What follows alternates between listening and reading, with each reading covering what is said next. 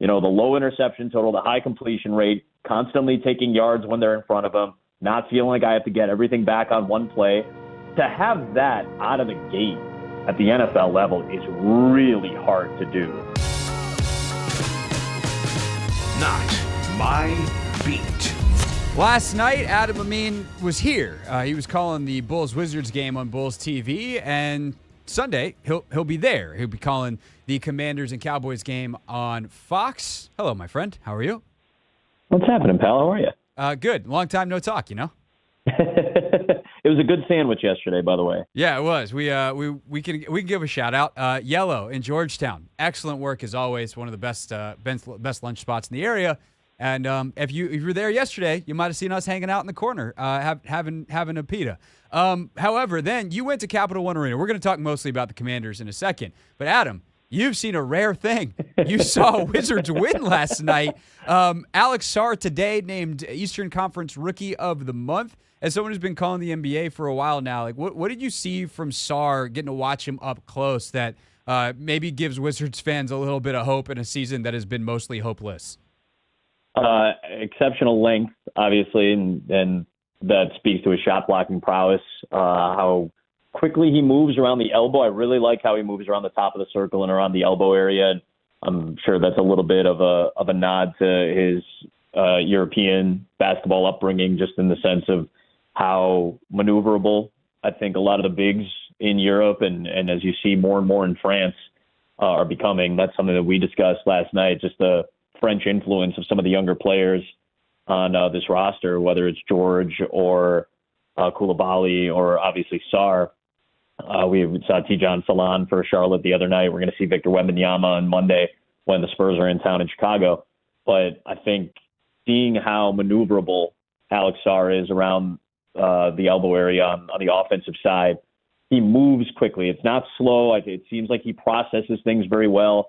So there's a lot of really good stuff there. And then, like I said, just the length and the recovery ability, even if he does get beat, that's something we've seen with the likes of Rudy Gobert and Wembanyama, guys who even if you beat them somehow off the dribble, they still have the length and the reach to be able to recover defensively. So there's a lot of good stuff there. There's a really good foundation.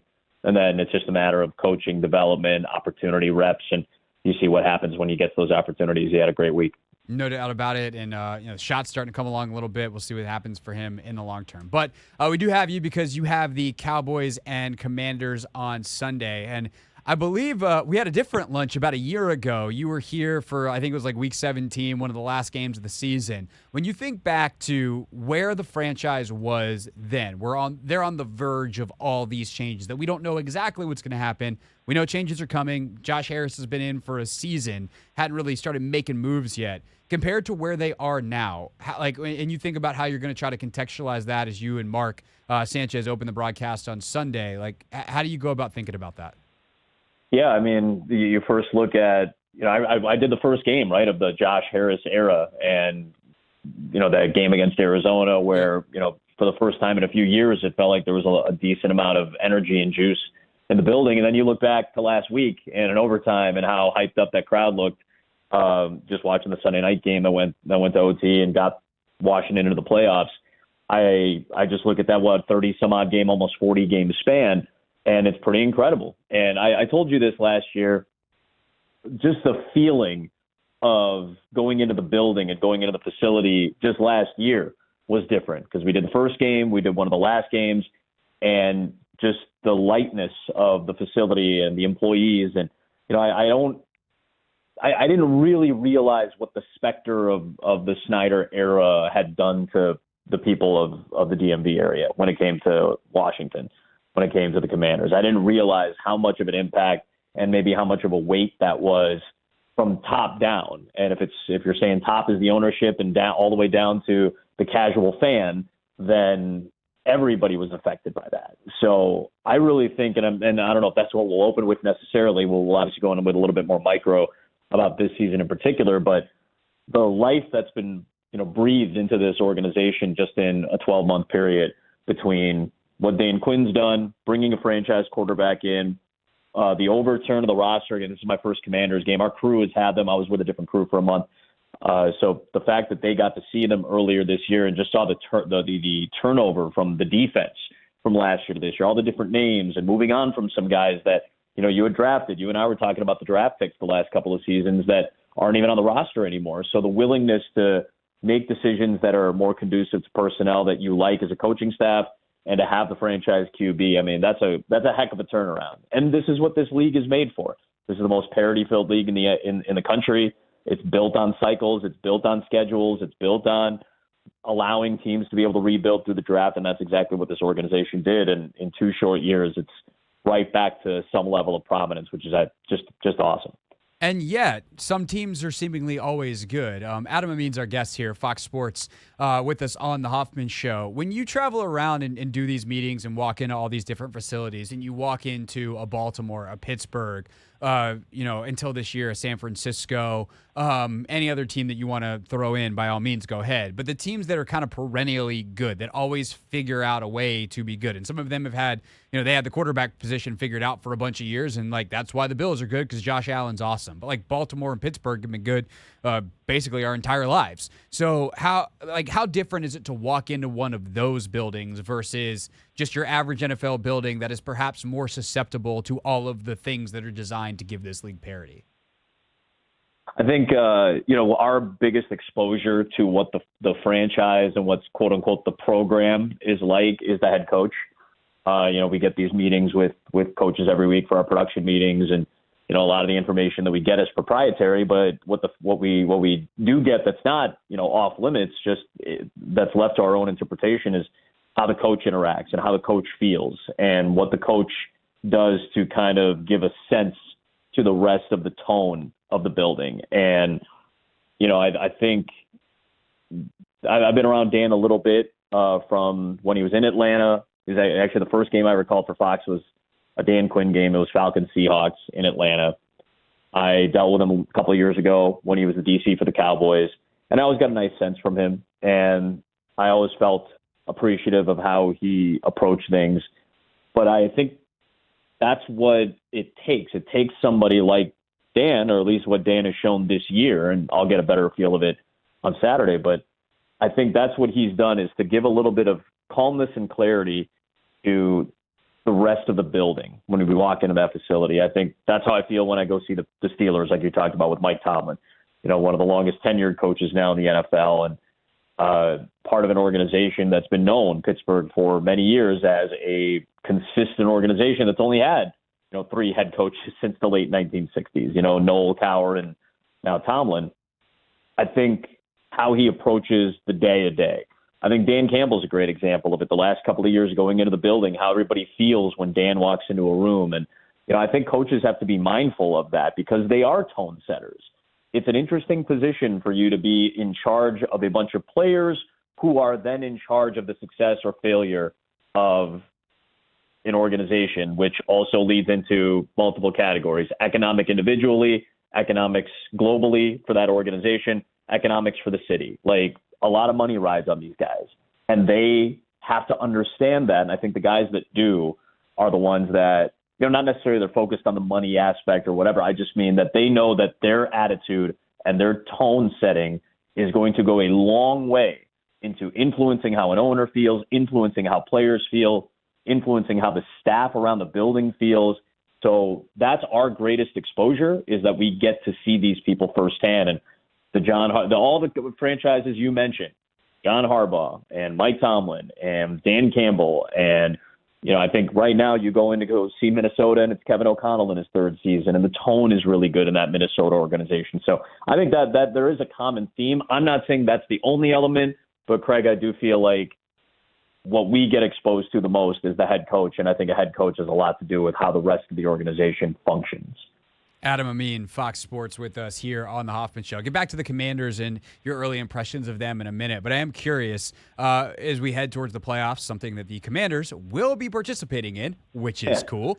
Who's the best team that you've seen this year? Whether it's a performance that sticks out from a game that you called, or just as you're studying and especially by this point in the year, you wind up watching every team some because you have, like at this point for the Commanders, I've studied all of their opponents throughout the year. And so I've seen more than half the league watching, another game of their upcoming opponent versus some other team that the Commanders don't even play. I've probably seen like 2/3 of the league at this point on tape. Sure. So however you want to answer this, who's the best team that you've seen this year? Man, a great question. I'm sure that part of this is a little bit of recency bias. I think that Minnesota might be the best team I've seen this year. And I've watched a lot of their games because, again, like you talked about, I've called a handful of their games, but I also watch, game film or highlights or whatever of other teams that played Minnesota in preparation for other games that we're doing. So you just run into watching a lot of Vikings tape. And we've had them, I've had them 3 times. I had them in one of their losses to Detroit in week 7, saw them in a bad game where their defense stepped up against Jacksonville. And then I saw them win a game down to the wire against Seattle, a game that they absolutely needed to win a couple of weeks ago for them to be alive for this number 1 seed. And as much as I kept telling myself, I don't know, man, I'm not sold. I'm not sold midway through the year. Darnold had a bad game against Jacksonville. I don't know. The more I watch Sam Darnold and the more I get exposed to how Kevin O'Connell structures his offense and the more I see how effective this Minnesota blitz has been in terms of everybody knows that it's going to come. They just don't know when and from where, and they've mixed it up enough in every quadrant of the season basically to be relatively unpredictable. The only questions I had about this team were midway through the year left tackle when Christian Darrisaw got hurt and Sam Darnold. And those questions, for the most part, in a 17-game sample or 17-week sample for Darnold and, a half a season for Cam Robinson in a Vikings uniform, it's been pretty good, I think. They've gotten away with some things on the left side of that line. That's okay. Every team's got to deal with it. You're going to face good pressure teams, and you can't always have a great, a perfect effort from, your offensive line. But Sam's made up for that with his maneuverability. Their running game has been really good. Aaron Jones has been very reliable. It's not necessarily just, he's churning out a 100-yard game after 100-yard game. That's not necessarily the case, but he's good for 15 to 20 touches every game, and that's a breather for that offense. Justin Jefferson is the best receiver in football, and I know Jamar Chase has had a phenomenal year. Justin Jefferson, to me, is the best receiver in the game, and their defense has made the right adjustments week in and week out, and at this point of the year, I'm looking at lack of flaws. And every team's got them, but I feel like Minnesota's done as good of a job as any team of stabilizing, neutralizing, or mitigating most of their flaws with sheer talent of other positions on that side of the ball or by players playing way above what maybe we expected them to play at. And that's where Sam Darnold has been, and that's where that defense has been. And to me, they've been about as close to a flawless team or close to a solidified team as I think there is in the league. Adam Amin, Fox Sports, with us on the call this weekend. Cowboys and Commanders from Dallas. So when you look at this Commanders team, if you guys are going to start talking about the micro of the season, I'm sure you start then with Jayden Daniels. What did you think he could be coming into the year based off what you saw at LSU, talking to your friends that call games, and especially in the SEC, and kind of hearing some stories? And then what do you make of what he's actually done now, starting the Pro Bowl and doing all the things that he's or being a Pro Bowler and all the things that he's accomplished so far with, this final game and the playoffs still to go? I think he's handled everything very, very well. And this goes back to obviously what he was doing the last couple of years at LSU and really in particular last year when he won the Heisman. But I really feel like for him to come out of the gate strong, I mean, he was well prepared, right? We saw that very high completion rate right out of the gate. And obviously Cliff Kingsbury deserves some credit for that and structuring an offensive game plan around a player that has a pretty expansive skill set. I don't know who said it. Somebody said he's like a right-handed Lamar Jackson, which I thought was an interesting comparison. And I don't think that's all that far off. I mean, considering the rushing average that he's been able to put together, his really good feel for when to scramble. Like we saw it on Sunday night, right? And Craig, I know you have done your film study on this too, where he didn't pass the ball particularly well against pressure, but he felt pressure and he ran pretty much when he felt like that play was going to be broken up, and extended when he needed to, but just kept taking profits. And we talk so much about quarterbacks, especially young quarterbacks. And I've seen it in Chicago with Caleb Williams, the guy who was picked ahead of Jayden. I don't think it's necessarily a matter of talent. I think either one of those guys would thrive in great situations. I think Jayden is very talented, and he's thrived in a really good structure. I think Caleb Williams is really talented and has performed very poorly in what has been obviously a poor structure, as you've noticed, with 2 play callers and 2 coaches this year.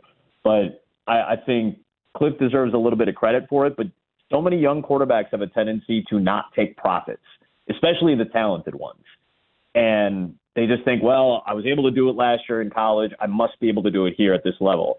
And there are moments for that, but you have to kind of carve your niche into that point where those plays are developing. Often those plays are functions of you being able to decipher where the problems are and what the solutions are to them. And young quarterbacks often have problems with that.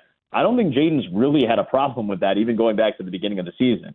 You know, the low interception total, the high completion rate, constantly taking yards when they're in front of him, not feeling like I have to get everything back on one play. And then the moments where he's had to make massive throws and massive plays. And yes, the Hail Mary against the Bears, there's a little bit of luck involved in that. You need the right bounce. But his guys helped him execute that, and he got them in a position on the previous play by taking a profit.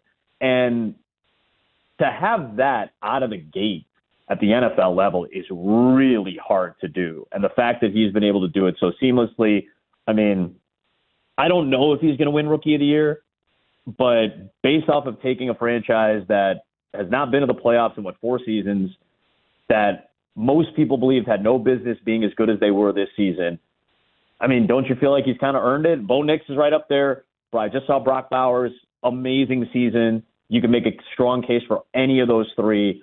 But for the first time after diving a little bit deeper into Jayden and seeing the success of Washington, it's hard for me not to lean into him as being the Rookie of the Year. Oh, yeah. Brock Bowers has a compelling case because he's had one of the greatest tight end seasons we've seen in recent memory, period, not just rookie. But with Jayden, I mean, I actually looked this stat up before the show. Diving around the Next Gen Stats NFL Pro Insights, and Daniels has 3,500 yards passing and 850 yards rushing, and the only other guy ever to do that in a season is Lamar this season. And we started the show today like doing some comparisons of Jayden's numbers this year versus Lamar's last year where he won MVP, and they're they're eerily similar. So sure. I definitely think that's true, and I think it does go to this point that you just made, Adam, where he just seems to have almost a 360-degree 3D view at all times, and the idea of like where is the profit. And I think some of these scrambles where he realizes, like, it's the play that'd be called, like, flood left on Madden. He's like, well, if we're flooding left and I'm getting a little bit of pressure and I can escape right, there's nobody left to the right, so I can run for a long way. Or it's man coverage and nobody's watching me. I know the coverage here. My guys haven't won. I'm just going to take off. And I think that's been one of the things that's been so impressive this year to watch it, not just start well, but then evolve to something beyond, like, pretty good and pretty impressive for a rookie, to just have this 360-degree understanding of where all 22 guys are and where that profit is like, it's really scary to think about, like, if he gets a lot better, how good he can be. But even if he were to just stay at this level right now, we're talking about a guy that probably should finish top 5 in MVP voting, and that's plenty good to win a lot of football games. Yeah, I agree. And again, they're taking an offense that hadn't been in the top half of the league in scoring to top 5 is kind of incredible. I like how they've structured this offense, and you know, you and me both love diving into some of the next gen stuff, and I was reading up on some of the formational stuff that Cliff Kingsbury's done this year. So no team in the NFL has used pony personnel more than Washington. And pony, for those who don't know, it's 2 running backs. Like, it's not a running back and what's considered to be a fullback. It's 2 like ball-carrying running backs together in the backfield to add multiple options for you.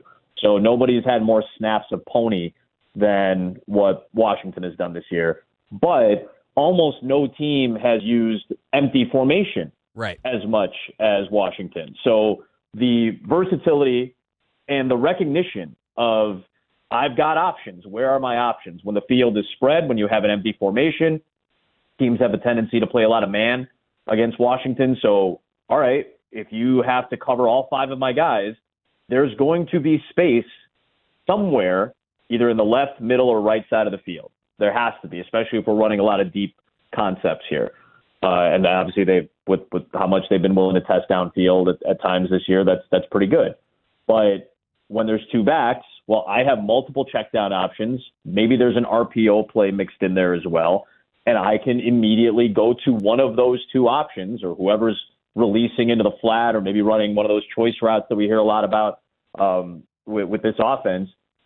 We can dump that off to a running back and allow them to make plays. And, hey, to Brian Robinson's credit, Jeremy McNichols and Chris Rodriguez, like, we can use these guys in this pass-catching game as well. So I think the structure that Cliff Kingsbury has helped create, the versatility, the amount of options, and still allowing both of those to play into strengths of Jayden Daniels, like I said, feeling pressure, knowing when to scramble, or knowing where the problems are coming against the defense and being able to take profits to your running backs. All that stuff has been a really good combination to set up the type of numbers that we've seen this year. Top 5 in scoring, top 4 in yards, top 3 in rushing, which obviously Jayden has a lot to do with, and still not have to throw the ball at an exceptionally high rate to constantly put Daniels into positions where he's, maybe making more dangerous passes than need be. That's why you throw the ball and 7 out of every 10 you complete, when the league average is 5%, 6% lower than that. Yeah, and if we go all the way back to last year to go full circle, oh, what a difference a year makes on the passing frequency compared to the Eric Bieniemy, Sam Howell offense. But we don't need to scratch those wounds for anybody. Adam Amin, you'll see him on your television with Mark Sanchez this weekend, calling Cowboys and Commanders on Fox. Great to see you yesterday, my friend. Thanks so much for some time on the show today, and I'm sure I'll talk to you as we move towards Sunday. Sounds like a plan, buddy. Thank you, Craig. What's up, kiddos? It's your boy Clinton Yates from ESPN. It's the Hoffman Show on the Team 980. Tell your mama I said what's up.